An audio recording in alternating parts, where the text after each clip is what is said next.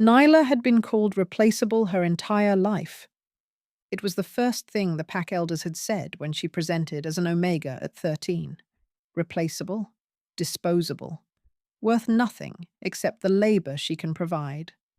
Her parents, both betas, both ashamed of the daughter who had somehow been born at the bottom of the hierarchy, had nodded along and handed her over to the pack house without protest. 12 years later, nothing had changed.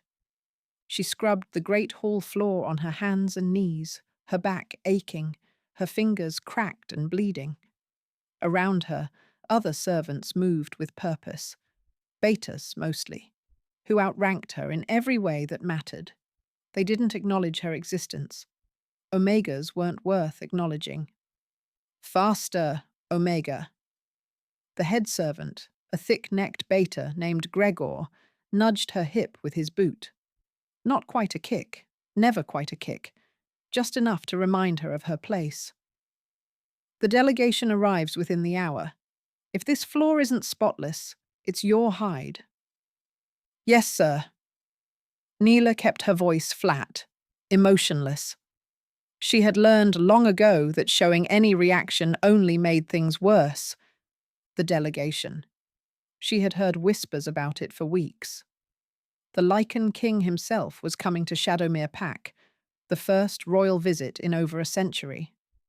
Alpha Varn, the pack leader, had been in a frenzy of preparation. Every surface polished, every servant warned, every potential embarrassment hidden away, including Nyla. She was supposed to be in the cellars during the king's visit, out of sight. Omegas were considered bad luck in formal settings, their mere presence an insult to high-ranking wolves. But 2 servants had fallen ill this morning, and Gregor needed bodies for the final preparations. Replaceable, she reminded herself. You're only here because someone else couldn't be. The doors at the far end of the hall burst open. They're here, someone shouted. The king's convoy. They're at the gates. Chaos erupted. Servants scattered, grabbing supplies, smoothing uniforms, vanishing through side doors. Nyla scrambled to her feet, bucket in hand, heart pounding. You! Gregor's hand closed around her arm, yanking her toward a service corridor. Cellar. Now. If anyone sees you... Gregor. Alpha Varn's voice cut through the noise. He stood in the main doorway, dressed in his finest leathers, his silver hair slicked back from his weathered face. Leave her. I need every servant in position for the welcome, even the Omega. Gregor's grip tightened. My lord, if the king sees... The king won't notice a cleaning girl. Put her in the back, out of the way. She can carry refreshment trays if needed. Alpha Varn's lip curled with distaste as his gaze passed over Nyla. Just make sure she doesn't speak, or make eye contact, or exist any more than absolutely necessary. Yes, my lord. And so Nyla found herself pressed against the back wall of the great hall as the Lycan king entered Shadowmere Pack. She had expected a monster. The stories painted him as one, Kieran the Conqueror, they called him, 400 years old, undefeated in battle. A wolf so powerful that other alphas dropped their eyes in his presence. He had united the scattered packs into a single kingdom through blood and dominance, and he ruled with an iron fist. The man who walked through the doors looked nothing like a monster. He was tall, nearly 7 feet, with broad shoulders and a warrior's build. His hair was black as midnight, cropped short at the sides, but longer on top, and his jaw was sharp enough to cut glass. But it was his eyes that caught her attention. Deep amber, almost bronze, with an intensity that seemed to see everything at once. He moved like a predator, smooth, controlled, every step deliberate. Behind him came his entourage, advisors, guards, nobles, but Nyla barely registered them. She couldn't look away from the king.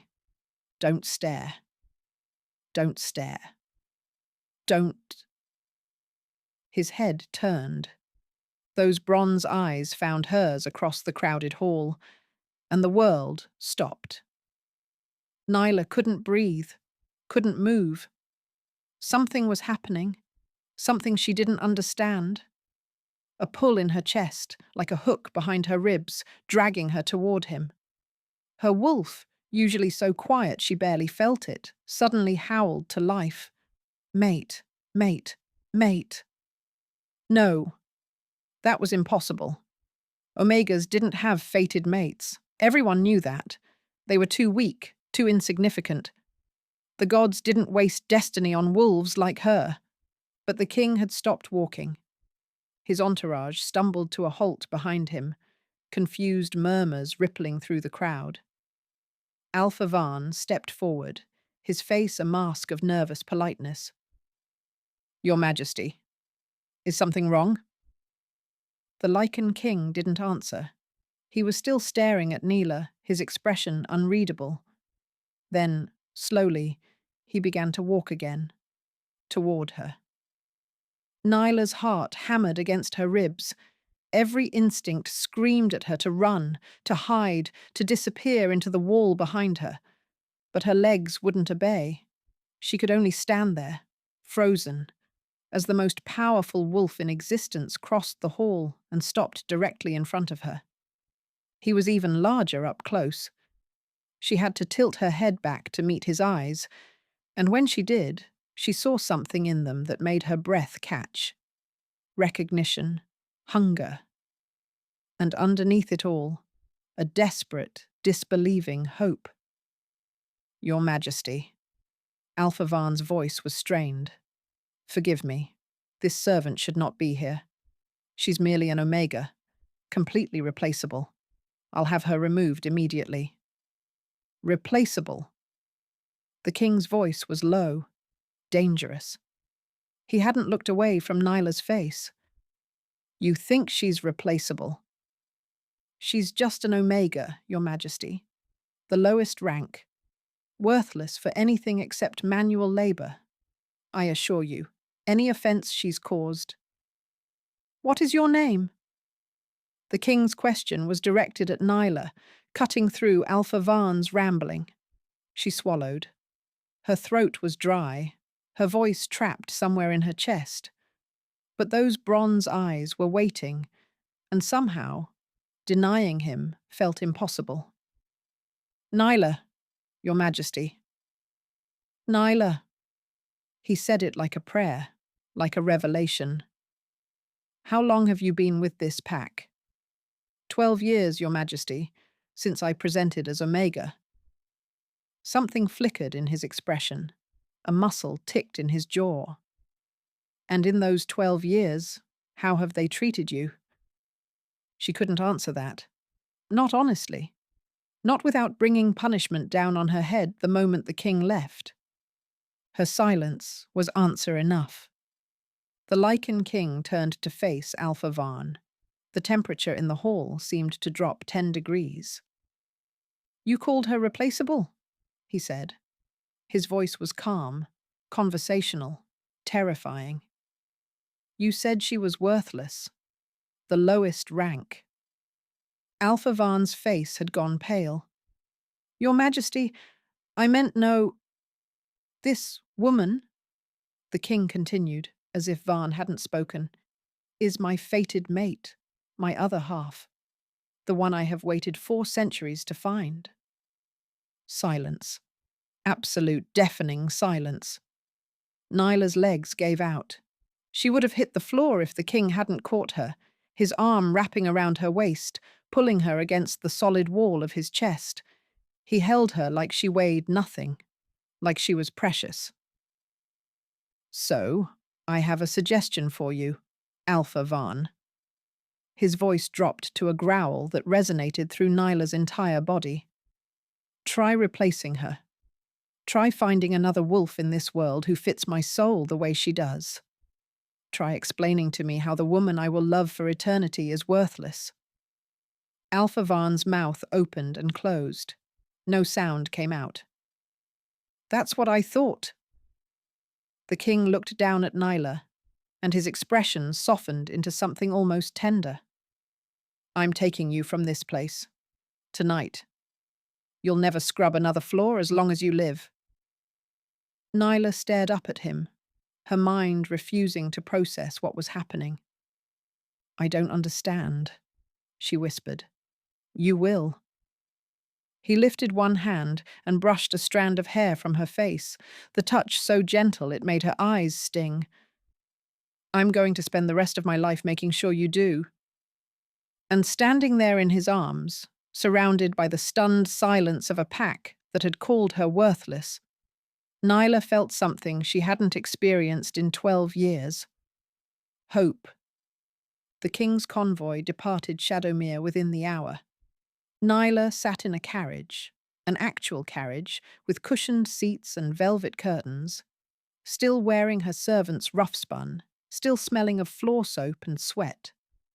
She kept waiting for someone to realize the mistake, to throw open the door and drag her back to the cellars where she belonged. No one did. The king rode alongside the carriage on a massive black horse, occasionally glancing through the window to check on her. Every time their eyes met, something electric passed between them.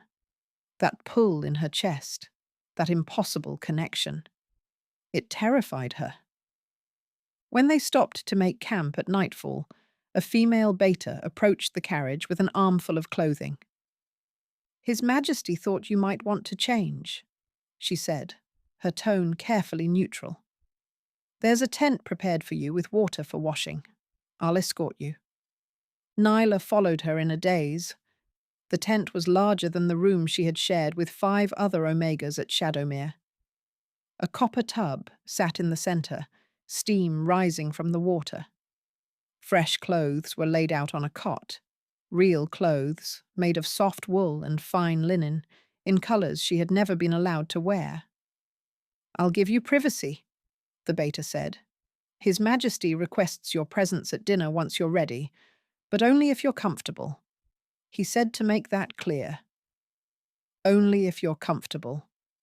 When had anyone ever cared about her comfort? Nyla bathed quickly, years of conditioning making her rush through what should have been a luxury. The clothes fit perfectly. How had he known her size?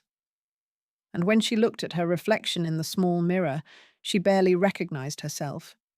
She looked almost pretty. The thought felt dangerous.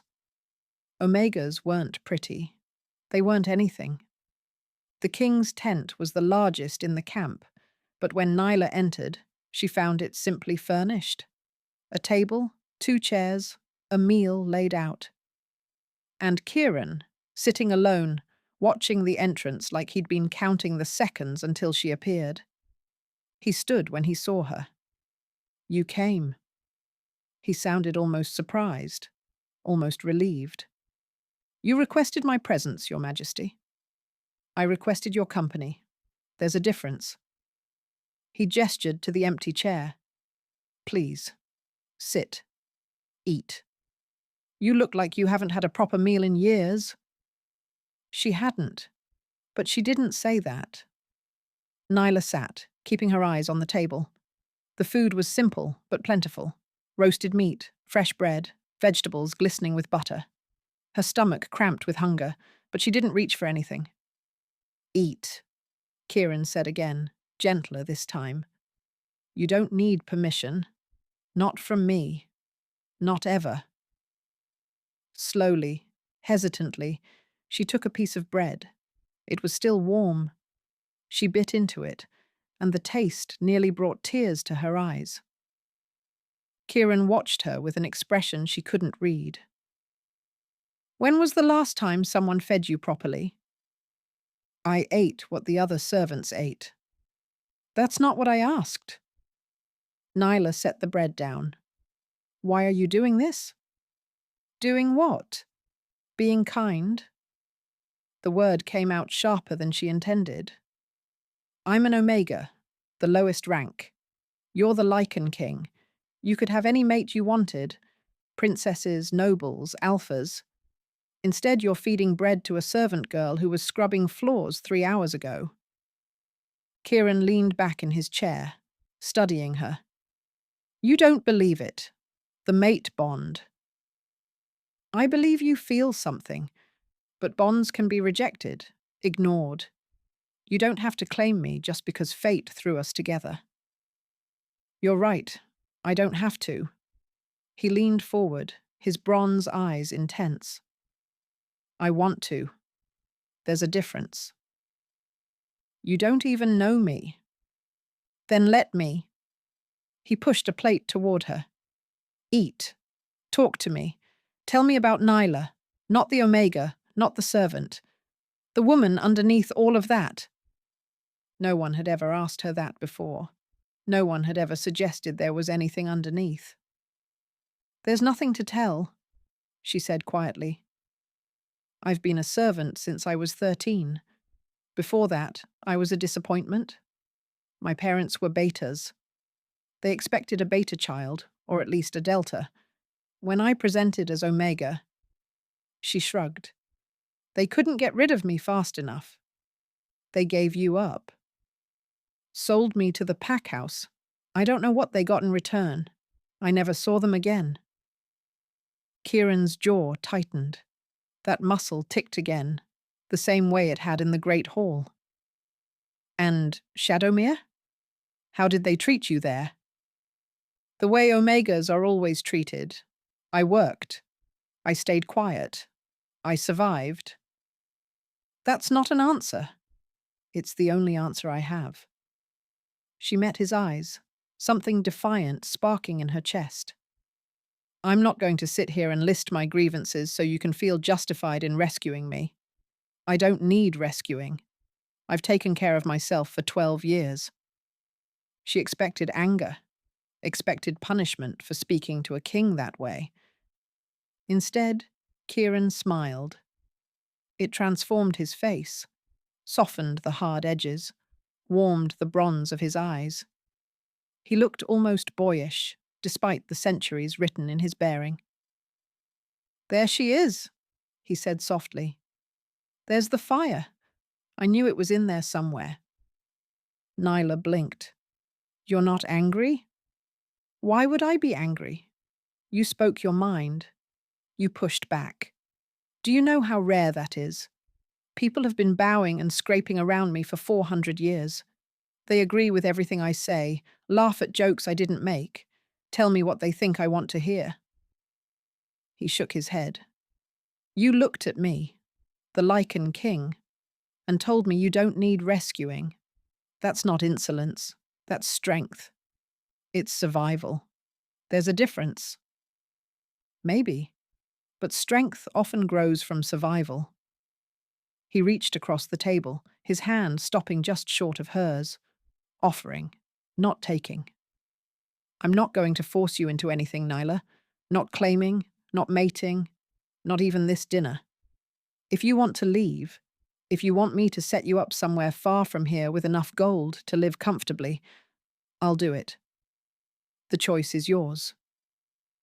Why? The question came out broken, desperate. Why would you give me a choice? I'm nothing. I've always been nothing. You're not nothing. His fingers brushed hers, light as a whisper. The touch sent warmth flooding up her arm, into her chest, settling somewhere near her heart. You're everything. You just don't know it yet. Nyla stared at their almost touching hands. Her whole body was trembling. Not from fear, or not only from fear, from something else. Something that felt dangerously close to hope. I don't know how to do this, she admitted. I don't know how to be wanted. Then let me teach you. His hand closed gently around hers. One day at a time, one moment at a time. I've waited 4 centuries for you. I can wait a little longer for you to trust me. She should pull away, should retreat behind the walls that had kept her safe for so long. Instead, She let her fingers curl around his. "One day at a time," she repeated quietly. Kieran's smile widened, and something in Nyla's chest cracked open. It was terrifying. It was wonderful. She wasn't sure yet which one would win. The royal palace was nothing like Shadowmere. Where Shadowmere had been cold stone and colder hearts, the palace was warmth and light and overwhelming grandeur. Nyla's chambers, her chambers, still impossible to believe, were larger than the entire packhouse dormitory. A massive bed with silk sheets, windows overlooking gardens that seemed to stretch forever, a wardrobe full of clothes in every colour imaginable. She hadn't touched any of it. She slept on a rug by the fire, unable to shake the feeling that the bed wasn't meant for someone like her. Kieran gave her space. He didn't push, didn't demand, didn't use his power as king to force her into his presence. Instead, he invited. Every morning, an invitation to breakfast. Every evening, an invitation to dinner. She could accept or decline as she wished. She accepted more often than she declined. Over the following weeks, she learned things about him that didn't match the stories. He was patient with his advisors, even the ones who frustrated him. He remembered the names of every servant who crossed his path. He spent an hour each morning reading petitions from common wolves, taking their concerns as seriously as he took matters of state. And he looked at her like she was the sun. It should have frightened her. Sometimes it did. But more and more, it made her feel something she had no name for, something warm and fragile and desperately hopeful. The nightmare came on a night when the moon was full. Nyla dreamed of Shadowmere, of Gregor's boot against her hip, of Alpha Varn's cruel smile, of the cellar where they had locked her when she dared to ask for a blanket in winter, leaving her in the dark for 3 days until her fingers turned blue. She woke, screaming. The door crashed open before the sound had left her throat. Kieran stood there in sleeping trousers and nothing else, his bronze eyes wild, his body tense for battle. What happened? He scanned the room, searching for threats. Who hurt you? No one. Nyla pressed her hand to her racing heart, trying to catch her breath. Just a dream. I'm sorry. I didn't mean to wake you. You're on the floor.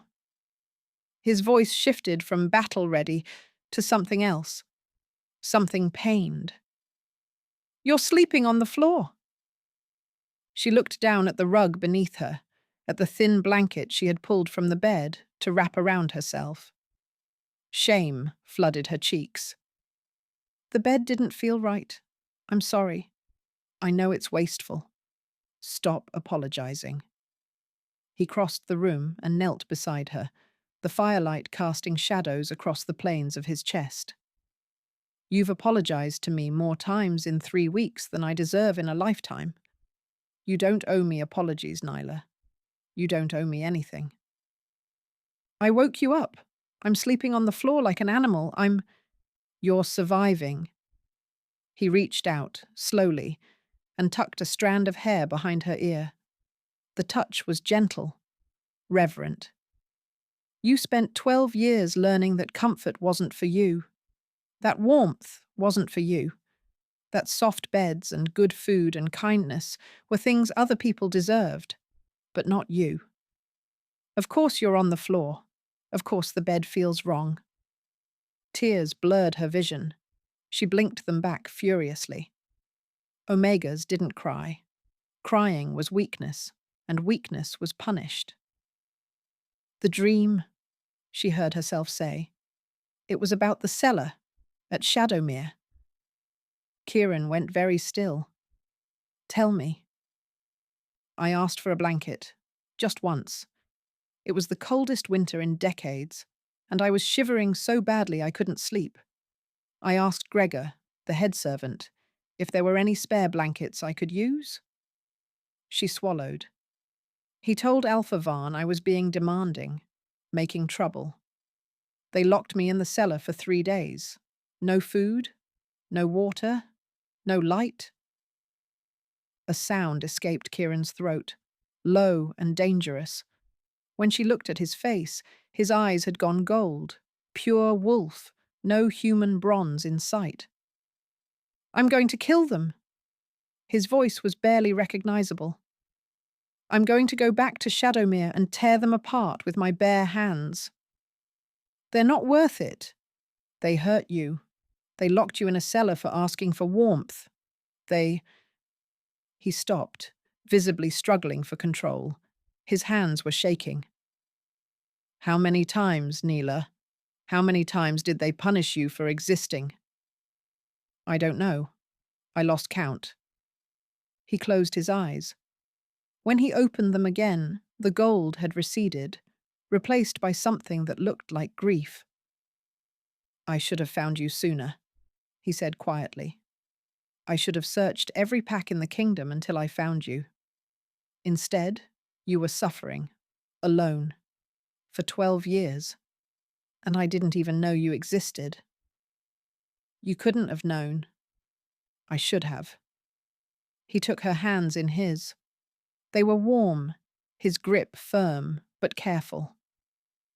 I'm so sorry, Nyla, for every moment of pain, for every cruelty you endured, for every time someone made you feel like you were less than what you are. And what am I? The question came out small, fragile.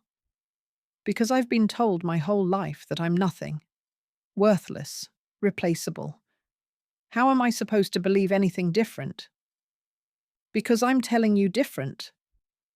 He lifted one of her hands and pressed it against his chest, over his heart. She could feel it beating, strong and steady, and somehow perfectly in rhythm with her own. Because you're the only woman in 400 years who has made me feel this. Because my soul recognized yours the moment I saw you, and souls don't make mistakes. Kieran? You're not replaceable. He held her gaze with fierce intensity. You're not worthless. You're not nothing. You're mine, and I'm yours. And that makes you the most precious thing in my entire kingdom. The tears spilled over. She couldn't stop them. Years of suppressed emotion, breaking free all at once, pouring down her cheeks in hot streams. Kieran pulled her into his arms. She stiffened for just a moment.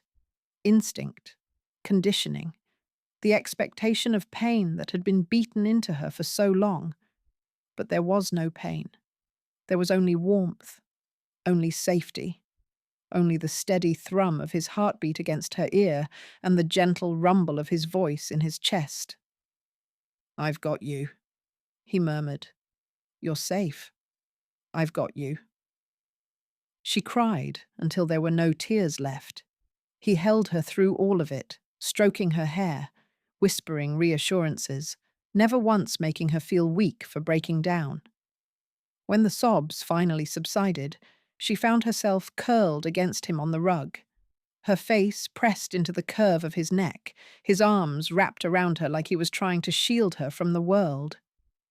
Stay, she whispered. She didn't mean just tonight. She wasn't sure what she meant. Always. He pressed a kiss to the top of her head. I'm not going anywhere. Not ever. She tilted her face up to look at him. His bronze eyes were soft, full of something that made her chest ache. I'm starting to believe you, she admitted.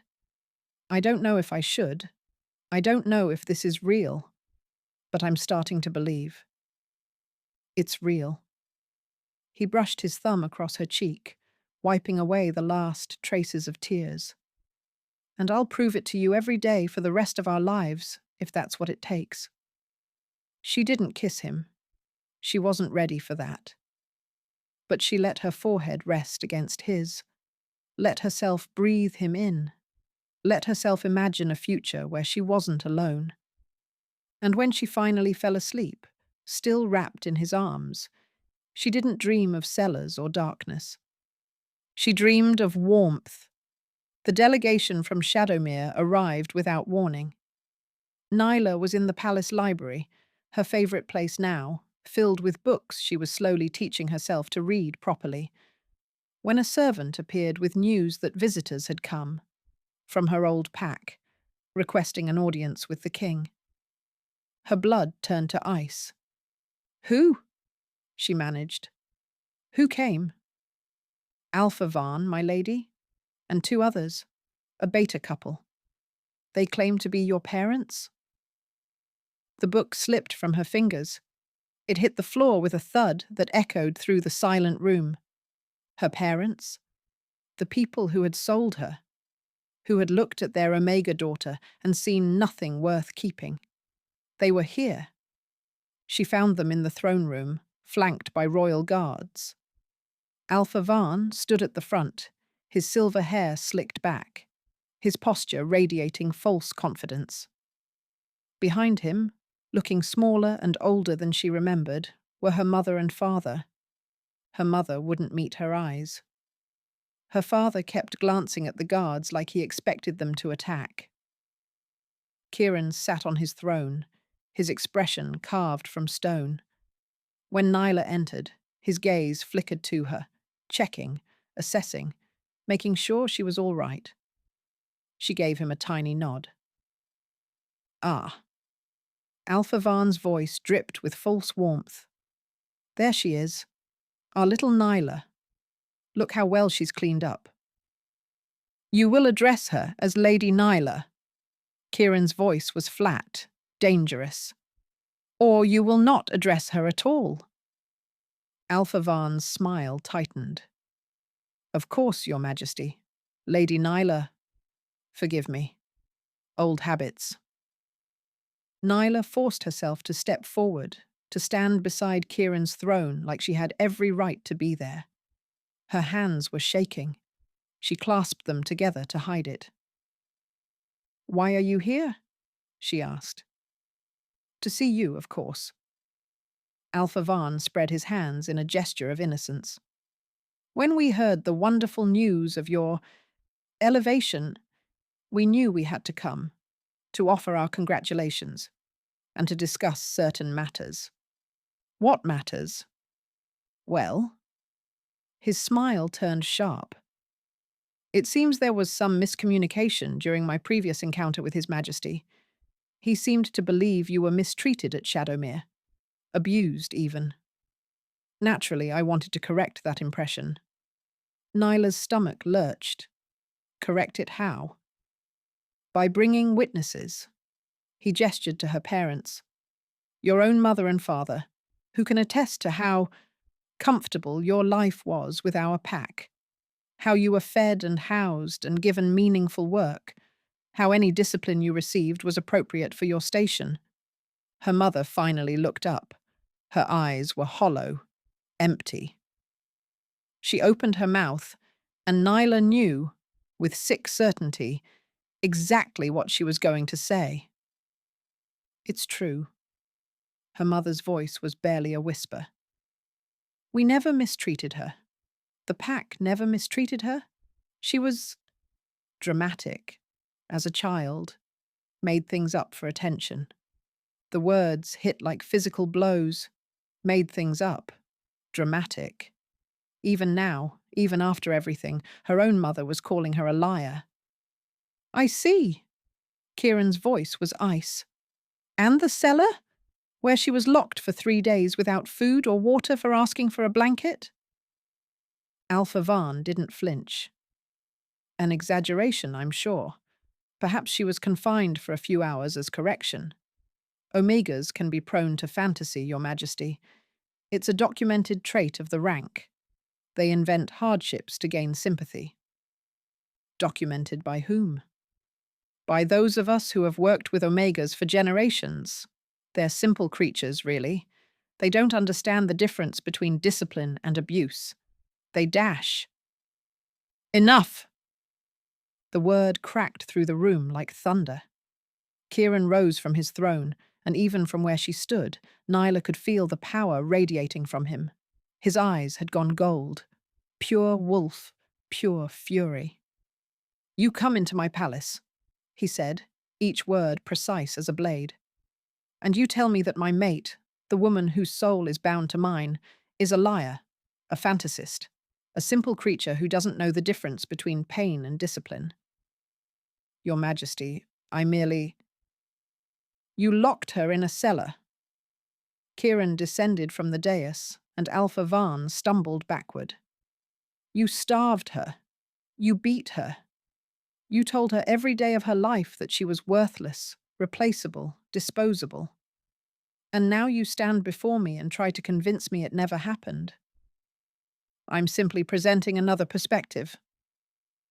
"There is no other perspective." Kieran stopped inches from Alpha Vaan's face. The Alpha was trembling visibly now, all pretense of confidence stripped away. "There is what happened to her. There is what you did. And there is what I'm going to do about it." He turned to the guards. "Arrest Alpha Vaan for crimes against an Omega under his care. He will be tried before a tribunal, as will anyone else at Shadowmere who participated in her abuse." "You can't do this," Vaan's voice cracked. "She's just an Omega. You can't destroy a pack over an Omega." "I can do whatever I want. I'm the king." Kieran's smile was terrifying. "And she's not just an Omega. She's my mate, my queen, the future mother of my children. You should have treated her better." The guards seized Vaan and dragged him from the room, his protests echoing off the walls. When the doors slammed shut behind him, silence fell. Nyla's parents remained. Her mother was crying now, silent tears streaming down her face. Her father looked like he might be sick. "And you." Kieran turned to them, and Nyla saw them flinch. "You sold your own daughter. You looked at a child, your child, and saw something to be discarded." "We didn't have a choice," her father whispered. "The pack demanded a tribute. We had debts. You had a daughter who needed protection, and you failed her." Kieran's voice was cold, final. "You will leave this palace. You will return to whatever miserable existence you've built for yourselves. And you will live the rest of your lives knowing that the daughter you threw away became a queen." He paused, and his voice dropped to something almost soft. "Get out of my sight!" They fled. Nyla stood frozen, unable to process what had just happened. She had spent so many years believing she was the problem, that she deserved the treatment she received, that her parents had been right to give her up, and Kieran had just torn that lie to shreds. "Nyla!" His voice came from right beside her. She hadn't heard him move. "Are you all right?" She looked up at him, this ancient, powerful king who had just threatened to destroy an entire pack for her, who had defended her honor without hesitation, who looked at her now with nothing but concern. "You meant it," she said. "Everything you've said. About me being precious. About me being yours. You meant all of it. Every word." "They called me replaceable. My whole life. Everyone called me replaceable." "They were wrong." He cupped her face in his hands, tilting it up to meet his eyes. "You are irreplaceable. You are everything. And I will spend every day of eternity making sure you know it." Nyla didn't think. She just moved. She kissed him. It wasn't gentle or tentative. It was desperate and fierce and full of everything she couldn't put into words. He made a sound against her mouth, surprise, then hunger, and pulled her against him, his arms wrapping around her waist, lifting her until her feet left the ground. When they finally broke apart, both gasping, his forehead pressed against hers. "I choose you," she whispered. "I choose this. I choose us." Nyla, I'm done being afraid. I'm done waiting for you to become the monster everyone said you were. You're not a monster. You're mine. She pulled back to look at him, and something fierce blazed in her chest. And I'm yours, completely, if you'll have me. If I'll have you? He laughed, a broken, joyful sound. I've been waiting 400 years for you. I would burn the world down just to keep you warm. Then keep me warm. She smiled, and it felt like the first real smile of her life. For the rest of our lives. He kissed her again, and the mate bond between them flared to life, golden and fierce and unbreakable. She wasn't replaceable. She never had been. The wedding was held on the summer solstice, the longest day of the year. Nyla stood before the mirror in her chambers, barely recognizing the woman who stared back. Her gown was ivory silk, embroidered with golden thread that caught the light like captured sunlight. A crown of wildflowers and amber stones rested on her dark hair. Around her neck hung a pendant Kieran had given her. A wolf carved from moonstone, its eyes two tiny bronze gems. She looked like a queen. She felt like one. A knock at the door made her turn. Mira, the beta servant, who had become something like a friend over the past months, poked her head in. "They're ready for you, my lady." She smiled. "The king looks like he might actually faint if you take much longer." Nyla laughed. The sound still surprised her sometimes. How easily it came now, how natural it felt. 3 months ago, she hadn't known how to laugh at all. The great hall was transformed. Thousands of candles floated in the air, their light mingling with the golden afternoon sun streaming through the windows. Every noble house in the kingdom had sent representatives. Pack leaders stood shoulder to shoulder with merchants and scholars, and even a few omegas. Kieran had insisted on that, had made it clear that rank meant nothing when it came to celebrating his mate.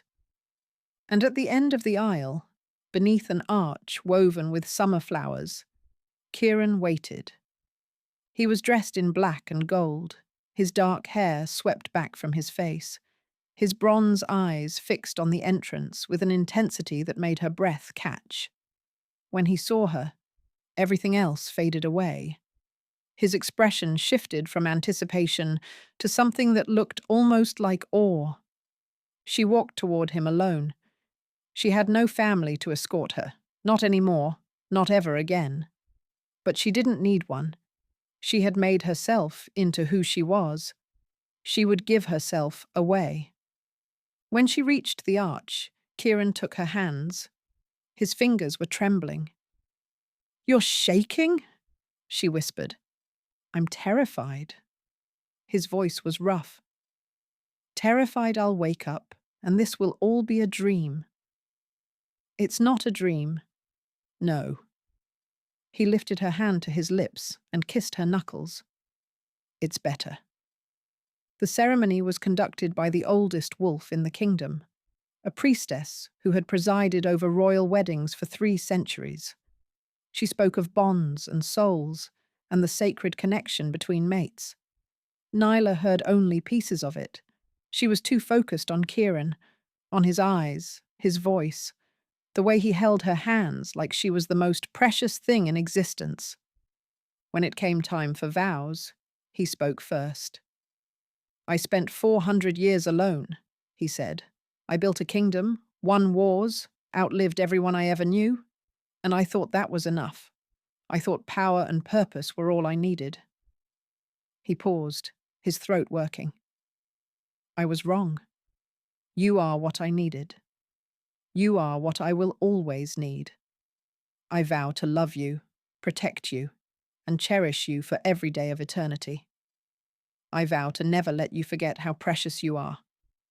And I vow to spend the rest of my existence proving that you were never, not for one single moment, replaceable." Tears streamed down Nyla's face. She didn't try to hide them. I was told my whole life that I was nothing, she said when she could speak. That I didn't matter, that the best I could hope for was to be useful enough to keep around. I believed it. I believed it so deeply that when you looked at me and saw something different, I thought you were wrong. She squeezed his hands. You weren't wrong. You saw me, the real me, when I couldn't see myself. You gave me a home when I'd never had one. You gave me worth when I thought I had none. I vow to love you with everything I am. I vow to stand beside you, not behind you. And I vow to spend the rest of my life being the queen you believe I can be. The priestess spoke the final words. Kieran pulled Nyla into his arms and kissed her, deep and fierce and full of promise. The hall erupted in cheers, howls rising from the wolves in the crowd, a sound of celebration that echoed off the stone walls. When they finally broke apart, Kieran pressed his forehead to hers. My wife, he murmured. My queen. My heart. My husband, she whispered back. My king. My home. The feast lasted until dawn. Nyla danced and laughed and accepted congratulations from wolves who had once looked down on Omegas with contempt. She saw the shift happening, not just in how they treated her, but in how they saw her rank. If the king could love an Omega, perhaps Omegas were not so worthless after all. It was Mira who brought her the news, halfway through the celebration. My lady. The beta's eyes were bright with barely contained satisfaction. I thought you'd want to know. The tribunal has reached its verdict on Alpha Varn. Nyla's heart stuttered. And? Guilty, on all counts. He's been stripped of his title and his lands. Shadowmere Pack has been dissolved and redistributed among neighbouring territories. Mira paused. He's been sentenced to 50 years of service in the northern mines. Manual labour. The same work he forced on his Omegas for decades. 50 years. For a wolf of Varn's age, that was essentially a death sentence. He would spend the rest of his life doing the work he had considered beneath him, surrounded by the wolves he had once tormented. And Gregor? Nyla asked. The head servant?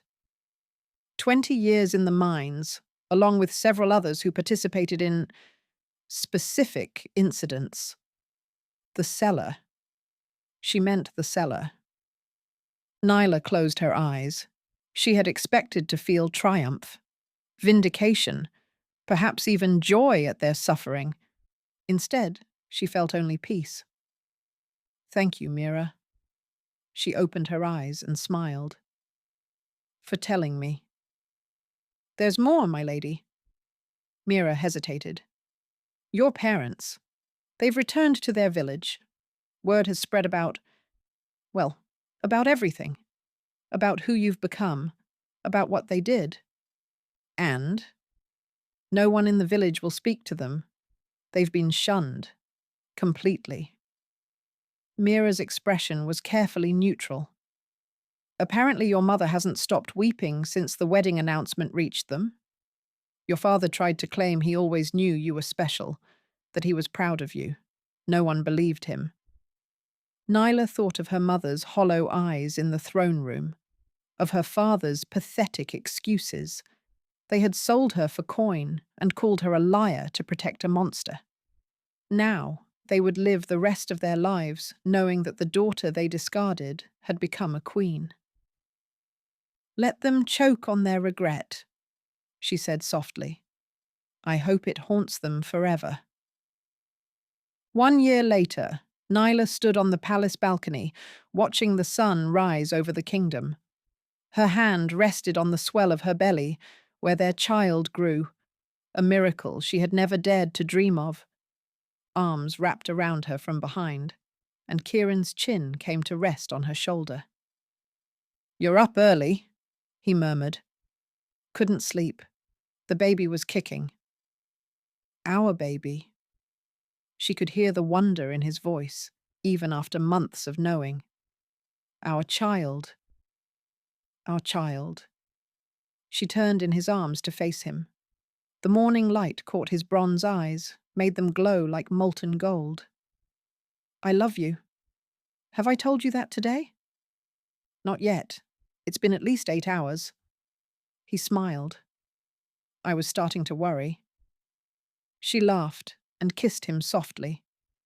I love you, Kieran, more than I ever thought I could love anything. I love you too. He pressed his hand over hers on her belly. Both of you. All three of us. This family we're building. Nyla leaned into him, surrounded by warmth and love, and the promise of a future she had never imagined possible. She had been called replaceable her entire life. She had proven them all wrong. And as the sun rose over her kingdom, Queen Nyla smiled. The smile of a woman who had found her worth, her voice, and her home. She was irreplaceable. She always had been. If you loved this story, make sure to like and subscribe for more Lycan King romances. Drop a comment telling us your favorite moment, and check out our other tales of fated mates, second chances, and happily ever afters that will make your heart soar.